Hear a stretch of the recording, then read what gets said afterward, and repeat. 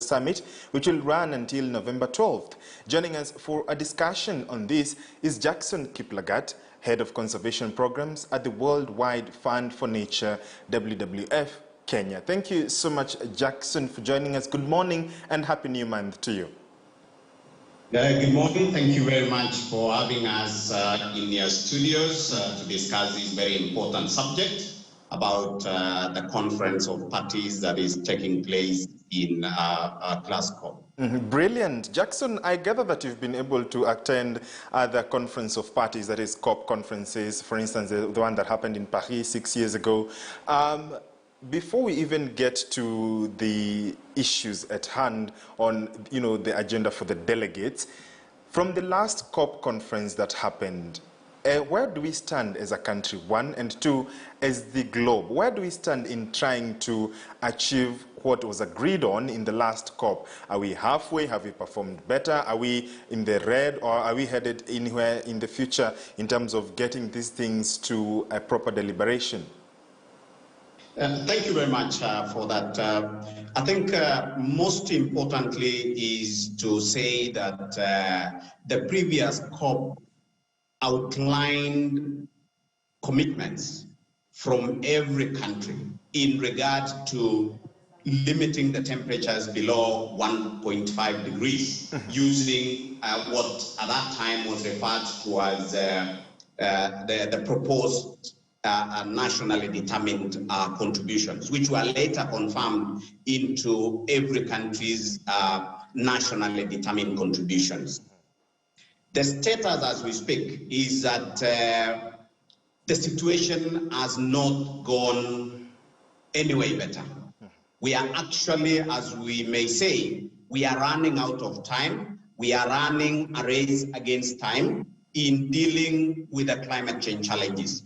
Globally, if you remember in August this year, the Intergovernmental Panel on Climate Change released a report which indicated that we are at a very important point on this half, because we need to act fast and act now, simply because the global temperatures are likely to go beyond the 1.5 degrees. Indeed, the report points out that we are now recording about 1.5 degrees centigrade, which is 2 degrees shy of the critical temperature, where, if reached, the globe will actually face some of the greatest challenges that have never been seen. One is that we already see nationally the unpredictable weather patterns that have been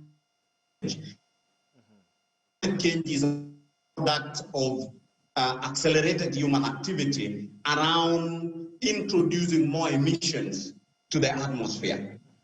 This act has been able to accelerate the amount of greenhouse gases that are out there in the atmosphere that contribute significantly to global warming.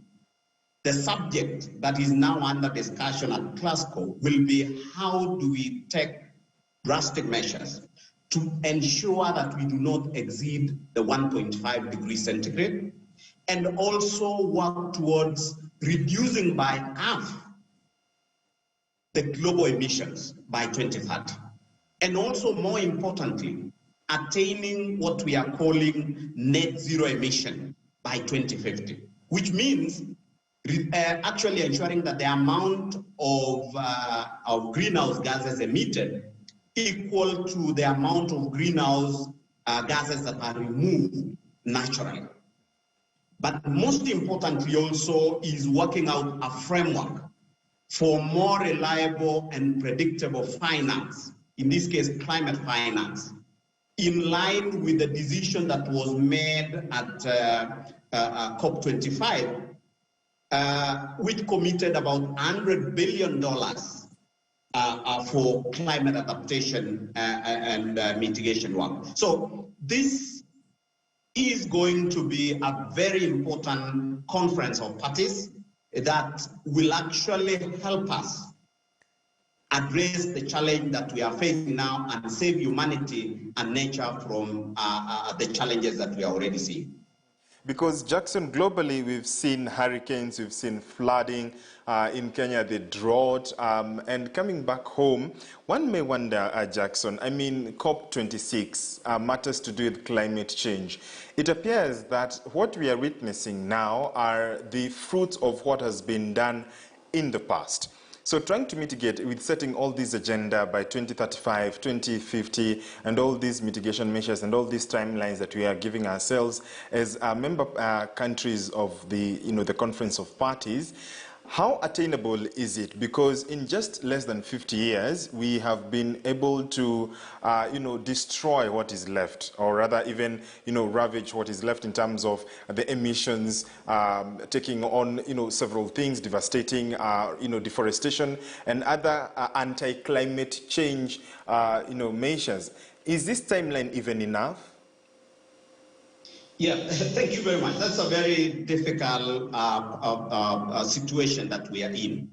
And that therefore means that we must take actions that can be taken now, but also take actions that can be able to give us results in the coming future.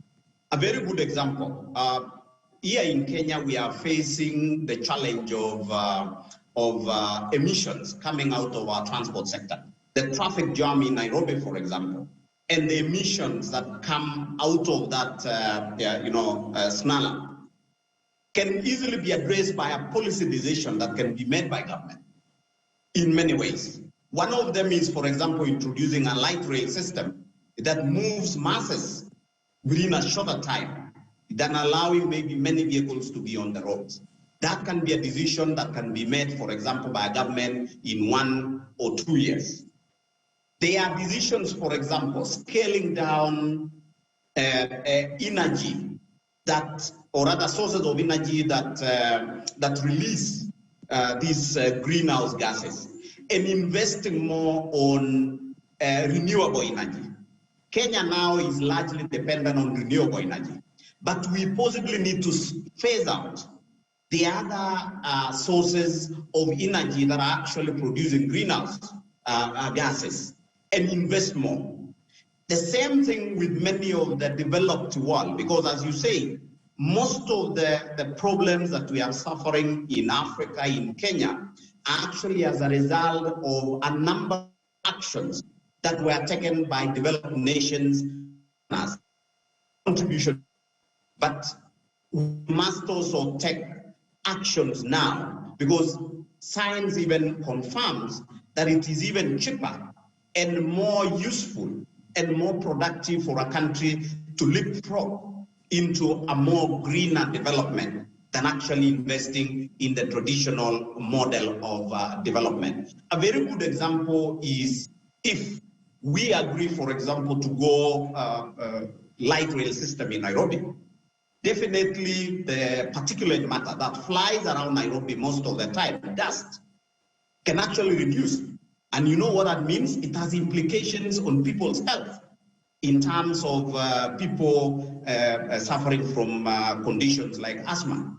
So we need to take these drastic actions to be able to gain results now, but also take future measures that can be, long-term plans must be put in place. But what must be done today must be done today, and across government, private sector, and civil society. Indeed. Jackson, someone watching might wonder, well, the Conference of Parties, countries have gathered for this COP26, especially young people who were born, let's say, in the early 2000s, late 90s, 1998, thereabouts to 2000. So much has happened, but not into the detriment as those who were born earlier may have seen. And so they may wonder then, because they were born in an era where, mobile phones, vehicles have been the mode of transport, trains, and so it might seem to be the norm. How much of expectation or anticipation should they be, or involvement in just trying to ensure they are part of this conversation, and what can they do? Actually, we are, of course, science and statistics indicate that a continent like Africa has got the largest of its population being youth. And I think their voice, their role, and actually they are partaking in implementing some of these actions in various sectors is going to be very important.